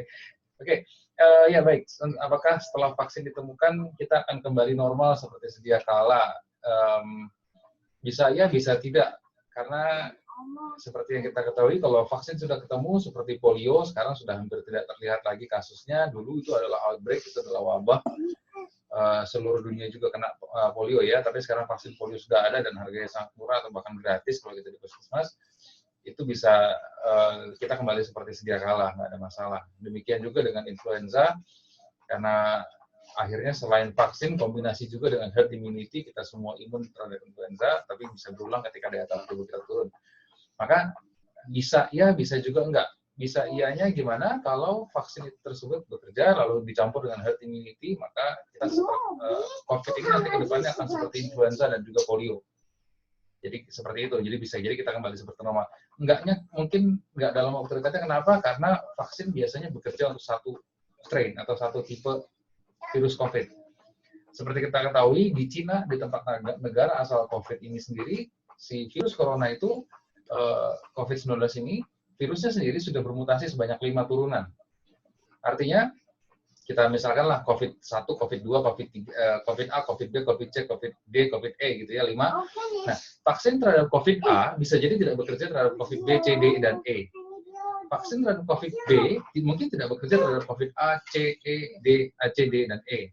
Dan seterusnya. Itu di Cina. Di Indonesia, virus itu sudah bermutasi sebanyak 3. Sudah ditemukan 3 strain atau 3 turunan di Indonesia. Anggaplah berarti ada COVID-19A, COVID-19B, dan C di Indonesia saja. Yang bisa jadi 3 ini saja berbeda dengan 5 yang ada di Cina. Bayangkan kalau setiap negara punya mutasi tersendiri, karena kenapa? Karena bisa terjadi mutasi karena masing-masing karakter imunitas tubuh seseorang dalam satu negara itu berbeda antara negara satu dengan lainnya. Tergantung dari pola makan, tergantung terhadap cuaca, suhu, dan sebagainya, tergantung banyak hal. Itu yang menyebabkan sebuah virus bisa bermutasi dalam satu negara di satu orang. Dan itu tersebar dalam satu negara tersebut. Jadi, mungkin bisa ya dalam waktu agak panjang, karena berarti harus semua strain ini, atau semua turunan, atau semua mutasi dari virus ini harus bisa diatasi oleh beberapa vaksin yang mungkin ada di dunia ini. Jadi, makanya seperti saya lupa ungkapan pejabat siapa, dikatakan, kalau kita mau pakai vaksin, Indonesia harus produksi vaksin sendiri. Karena COVID yang ada di negara ini berbeda dengan yang ada di negara lain. Itu sudah bermutasi. Kurang lebih mungkin itu. Jadi bisa ya dan bisa juga enggak. Mungkin ya dalam jangka waktu yang panjang, mungkin dalam waktu dekat, mungkin tidak bisa senormal seperti dulu kala, gimana kalau kita ngumpul bebas dengan ya seperti dulu lah, nggak ada apa-apa. Mungkin dalam jangka panjang ya bisa seperti itu. Karena dicampur dengan herd immunity, artinya karena terlalu banyak orang yang sudah kena, akhirnya kita membentuk kekebalan tubuh sendiri, dan kekebalan itu akhirnya diturunkan kepada keturunannya, anak-anaknya, dan seterusnya. Jadi anak itu sudah punya kekebalan dari ibunya, karena sudah punya memori bahwa oh virus COVID itu seperti ini, antibodinya ini. Bisa, itu namanya herd immunity. Jadi semua terkena, akhirnya semua imun. Gitu. Jadi kurang lebih itu gambarannya. Oke, terima kasih. Ada yang lain lagi? Hanya saya mau bertanya juga nih dokter, bahwa yang kita dengar bahwa orang-orang yang sembuh dari COVID itu sebenarnya organ mereka itu udah pada rusak, hanya tinggal nunggu itu aja. Apakah itu benar ya? Oke, ya itu juga ada benarnya, ada enggaknya. Jadi gini, sama seperti orang yang keloid, mungkin kita tahu ya ada orang keloid yang punya bakat keloid, dikatakan disebut bakat karena ketika dia luka. Contohnya saya punya bakat keloid, jadi ketika ada luka, sorry ya, kelihatan nggak saya tunjukkan. Di sini ada bekas keloid. Nah, contohnya seperti itu. Kalau orang punya seperti itu, mungkin jadi gini, perjalanan virus itu, saya harus lihat videonya harus ya. Jadi virus itu setelah masuk ke paru-paru kita, dia masuk dalam satu sel. Dia memperbanyak diri di situ, termasuk dia bermutasi juga di situ. Nah, setelah sel itu penuh oleh jumlah virus yang memperbanyak dirinya, sel itu pecah. Artinya ada luka di situ ya. Karena sel itu pecah. Sel pecah berarti luka. Makanya tadi disebutkan ketika seorang diabetes akan rentan kena COVID. Kenapa? Karena begitu sel pecah, lukanya susah sembuh, dan itu ada di dalam paru-paru, bukan main susahnya nyembuhin luka itu. Itu satu. Kedua, ketika sel itu pecah, seseorang dengan bakat keloid, maka sel itu tidak akan kembali seperti fungsi asalnya. Tapi membentuk sebuah sel baru yang disebut jaringan parut, atau biasa kita kenal dengan namanya keloid. Ya, itu jadi ketika jaringan tersebut ada di paru-paru kita, dan juga cek apakah suara saya terdengar, sorry. Ya, tadi terputus, sorry. Tadi saya sampai mana ngomongnya?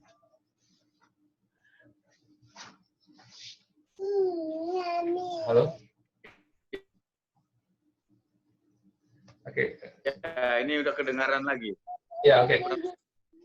Ya, jadi ya.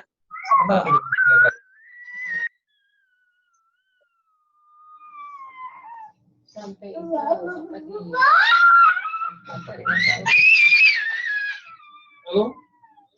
Sebentar, saya pakai punya istri saya. Ya, halo?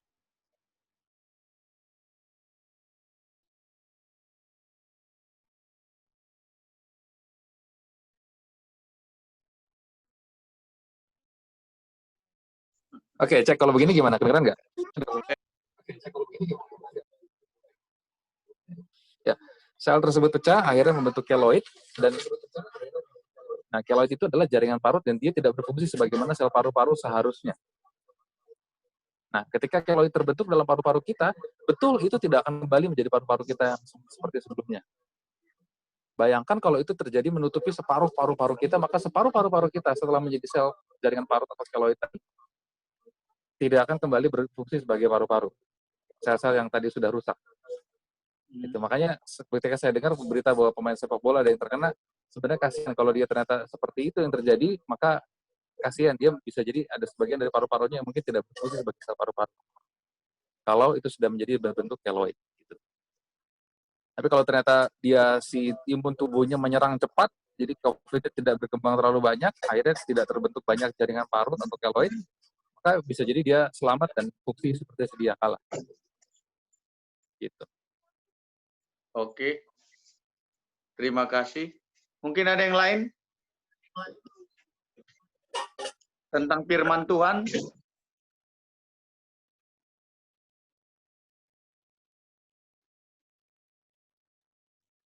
Pertanyaan tadi,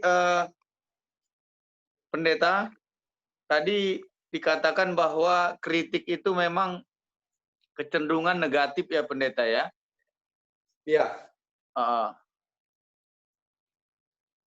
Ada nggak perbedaan yang sangat signifikan antara kritik dengan koreksi? Kita kadang mau mengkoreksi karena salah. Bagaimana kita menyampaikannya? Ya, kita boleh sampaikan itu dengan empat mata. Kita boleh sampaikan itu dengan empat mata. Oh. Jadi jangan sampai itu membuat sama seperti tadi yang Bapak yang pintar tadi itu, yang pintar nyanyi dan segala macam itu, pintar dia. Memang yang dikoreksinya benar, dikoreksinya salah itu memang. Cuman akhirnya membuat ibu ini jadi kagok gitu, jadi canggung. Ya, jadi pelajaran yang kita ambil adalah ya bisa juga kita untuk empat mata untuk bicara dengan apa, dengan orang yang mau kita kasih ingat bahwa dia koreksinya, ya koreksi kesalahannya di mana gitu. Saya pikir itu lebih bagus daripada kritik di depan umum gitu, atau koreksi di depan umum. Jadi mungkin lebih bagus begitu kira-kira Pak Manalu. Jadi dengan bijaksana ya Pak Pendeta ya? Dengan bijaksana kita untuk mengoreksinya. Jangan pula kita biar aja lah salah situ. Enggak juga, tapi kita harus bukan mempermalukan Pendeta ya? Iya. Oke. Baik, ada lagi saudara terkasih? Karena pelajaran yang saya lihat sangat baik sekali ya. Bagaimana kita bisa menempatkan kata-kata kita dengan tepat dan benar, ibarat pinggan perak ya. Apel emas. Pinggan perak di atas apa? Apel emas ya. Iya. Dan bagaimana kita juga ingin orang lain apa yang mau kita lakukan adalah bagaimana kita ingin orang lain melakukannya terhadap kita. Jadi actionnya dari kita dulu. Baru berpikiran positif. Baik, yang lain ada lagi? Ini sangat baik sekali. Pelajaran ini saya lihat sangat indah sekali. Apalagi ilustrasi-ilustrasi yang dibawakan itu ya sangat mengena sekali. Hanya ilustrasi terakhir itu Pak Pendeta akhirnya nggak itu ya, tapi bagaimana dari ukuran tukang roti itu juga yang dibuatnya kan sebenarnya kan? Iya, dari roti itu yang dia buat ukuran 1 kilo ke mentega 1 kilo. Artinya, artinya gini Pak Manado, artinya dalam persahabatan itu pasti ada kurangnya. Dia angkat-angkat, tapi biarlah yang positifnya. Atau juga dia mempunyai pertimbangannya, itulah yang dia tahu. Roti 1 kilo, mentega 1 kilo, itulah yang dia tahu, karena nggak ada timbangan. Iya. Jadi harusnya Bapak yang jual roti itu menghargai apa yang sudah dilakukan oleh Bapak itu, walaupun timbangannya nggak pas. Itu bukan dia sengaja, karena itulah yang dia tahu menurut ukuran yang dia. Jadi itulah yang membuat ada masalah, karena negatif kepada orang ini. Padahal dia sudah buat yang sedemikian rupa kepada Bapak yang pembuat roti ini. Kadang-kadang kita begitu juga. Kita mau yang terbaik, tapi padahal sudah itulah habis-habisan dia membuat ini untuk kita. Tapi kita anggap itu sesuatu yang biasa-biasa aja. Ini juga harus kita pelajari, harus kita telusuri supaya jangan menjadi melemahkan dia untuk mau melakukan yang terbaik dari hari ke hari, dari waktu ke waktu. Ada waktu, ada progres mungkin Pak Manalu. Tidak bisa langsung kita katakan salah kau mesti pakai timbangan yang ini. Memang betul yang kita bilang itu, tapi kita harus bisa menerima, itulah yang dia tahu dalam akal budinya.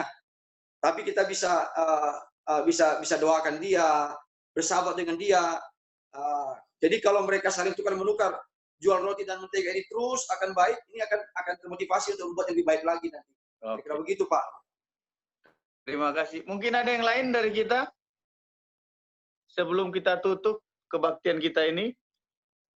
Baik, kalau tidak ada lagi karena kita lihat waktu kita sudah tidak memungkinkan lagi. Saat ini kita akan tutup kebaktian kita ini dan kita menyanyi dari lagu Sion nomor 60 sambil kita mengumpulkan persembahan Rabu malam kita yang akan kita kirim nanti ke bendahara kita.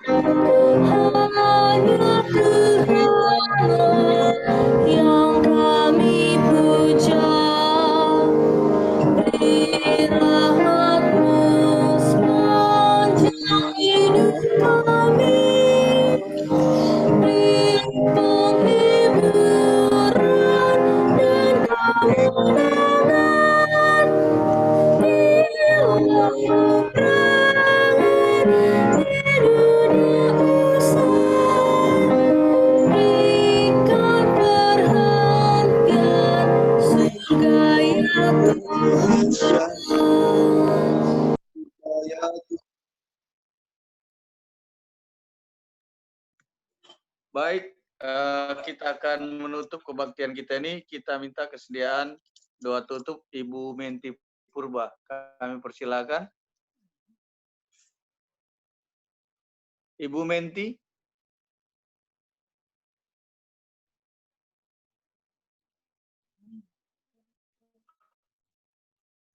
Baik, saya lihat tidak ada Ibu Menti di sini, maka tutup oleh Bapak.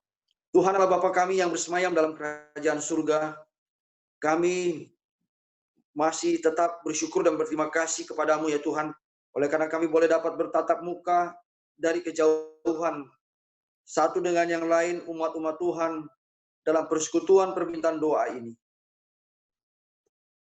Tuhan, terima kasih Tuhan, oleh karena Engkau memberkati penemuan-penemuan canggih ini, dan kami boleh gunakan di gereja kami, di jemaat kami. Terima kasih keluarga Fotsa yang memfasilitasi kami dan Dr. Semi yang mendukung kami untuk dapat kami boleh melakukan dari waktu ke waktu ibadah kami ini. Engkau memberkati keluarga Forza di dalam perjalanan rumah tangga mereka, di dalam segala sesuatu yang mereka rencanakan dalam rumah tangga mereka, agar mereka pun boleh dapat bersuka cita melihat berkat Tuhan yang dibubuhkan dalam kehidupan mereka dari waktu ke sewaktu. Berilah mereka kesetiaan Tuhan kepada kehendak-Mu, sehingga mereka boleh tetap belajar dari waktu ke sewaktu untuk menyenangkan hati Tuhan di dalam kehidupan mereka, dalam keluarga sebagai suami istri. Tuhan berkati kerinduan hati mereka untuk mendapatkan buah cinta kasih mereka. Kami tahu Tuhan akan menempatkan tepat pada waktunya. Kami hanya meminta, berdoa, dan bersyukur selalu, sehingga Tuhan melihat pada waktunya tiba, Dia akan berikan berkat yang indah itu. Pada hari ini, malam ini juga Tuhan, kami telah mengumpul persembahan terpadu yang kami akan padukan ketika kami akan mengirimkan bersama-sama dengan persepuluhan kami. Kiranya Tuhan memberkati akan lumbung-lumbung kami semuanya, Tuhan. Engkau cukupkan segala kebutuhan kami. Ini kehilangan kesempatan untuk mendapatkan rezeki, tapi kami percaya Tuhan, Engkau melihat dari sorga, dan Engkau akan memberikan kepada saudara kami yang membutuhkan pekerjaan, mendapatkan pekerjaan untuk menafkahi kehidupan mereka. Tuhan, berkatilah kami semuanya, umat Tuhan yang ada di Keramat Jaya, dari orang-orang yang tertua sampai orang yang termuda, terkecil sekalipun. Kiranya Tuhan menyertai kami di dalam pengertian pemahaman yang benar tentang Tuhan, sehingga kami boleh selalu mencari Tuhan. Dalam arti kami selalu bertobat dalam hidup kami, sehingga kami akan seperti persembahan yang hidup dalam kehidupan kami ini. Terima kasih Tuhan, kiranya kasih karunia Tuhan dari sorga akan menyertai, memberkati kita sekalian. Ketika kita akan beristirahat pada malam hari ini, kiranya penyertaan Tuhan, berkat Tuhan menjadi bagian kita. Dan pada besok pagi, kita boleh diizinkan untuk bangun dari tidur kita, untuk menerima kasih karunia-Nya, untuk kita isi dalam pekerjaan kita, kesibukan kita sepanjang hari. Terpujilah Engkau ya Tuhan, dari sekarang sampai selama-lamanya. Di dalam nama Yesus Kristus, yang adalah Tuhan dan Juru Selamat kami yang hidup, kami berdoa dan mengucap syukur. Amin. Amin. Baik, terima kasih saudara terkasih. Istimewa kepada Pak Pendeta, Dr. Semi, dan kita semua partisipan yang telah melayani kita pada malam permintaan doa ini. Tuhan Yesus memberkati kita. Ada beberapa pengumuman yang akan saya sampaikan. Yang pertama adalah seperti biasa, kita juga pada sahabat ini, kebaktian sahabat, kita tetap masih mempergunakan aplikasi Zoom. Dan yang akan berkhotbah nanti Bapak Pendeta, dan nanti segala partisipan akan kita hubungi melalui WA. Dan juga diingatkan kepada kita semua, teristimewa kepada seluruh anggota majelis dan anggota kita, jemaat, bahwa sahabat ini kita mengadakan konferensi sidang, konferensi jemaat. Jadi untuk ini kita undang kepada kita semua agar datang kita lebih banyak, agar kita dapat memberikan suara kita. Dan kami himbau juga kepada kita yang mungkin belum mentransfer perpuluhan dan persembahannya pada bulan yang lalu, mungkin tidak sempat atau halangan atau gimana, boleh kita hubungin ketua atau juga bendahara kita. Saya rasa itu pengumuman. Mungkin ada pengumuman yang lain dari Pak Ketua Kaligis.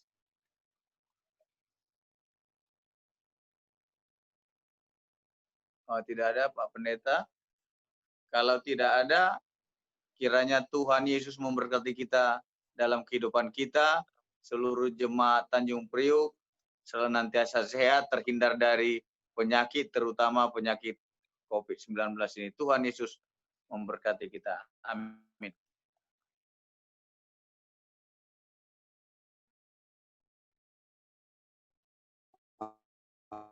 Amin.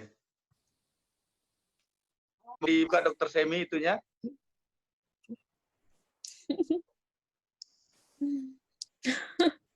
Ya, sudah dibuka. Halo, selamat malam semuanya. Malam, Tuhan berkati. Malam semua. Malam. Malam. Mau live duluan ya. Halo. Oke. Selamat malam. Malam semua. Selamat malam Antonio. Matthew. Halo, selamat malam Matthew. Buongiorno. Rigi. Apa kabar? Baik. Apa kabar? Baik, senantiasa Antonio.